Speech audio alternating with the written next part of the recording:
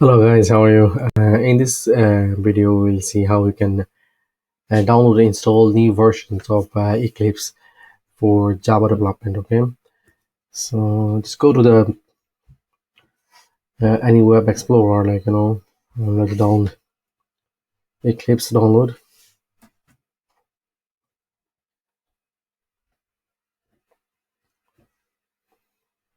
Once you're in that page, the first one, just you can go in here or just press your Eclipse ID for Java developer.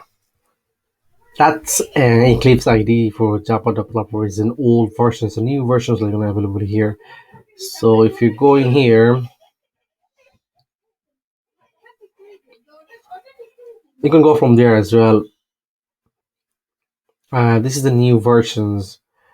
So there's a two. One is Eclipse ID for Java developers and Eclipse ID for enterprise Java and web developers. So my personal choice is go for that one. So if you download and install that once, with this ID you can develop your Java applications as well as the Java web applications, but if you download this one you can only develop Java applications, but with this ID, with enterprise, you can make your web applications, the Spring frameworks and all this stuff, so we'll go for that one. Okay, so here's the download link. So you're going to download on a Windows device, so press there. So here you can select here the mirror, from where exactly the locations it will download, so I don't mind download from that locations, so just press download. I'm going to pause the video for a while because it'll take time, quite a few minutes, to download.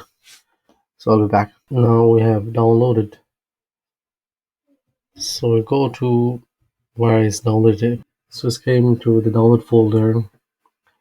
So we're going to unzip this and we're going to extract all the files in here, right here, in the download folder. You can choose different locations. I don't mind to do it in here, extract all of them. Alright, so we just unzip the file. So just open that folder and from there go to inside that folder and you'll find their exe file, eclipse.exe. Double click this. So now we'll install that Eclipse. Right, so saying to install there, so it's up to you. You can change to different place, but I leave it as default. Setting up all the different packages and stuff, so first time it will take times to start. Once it's installed and everything, second times if you want to open up the ID, it will open very quick. So here we go.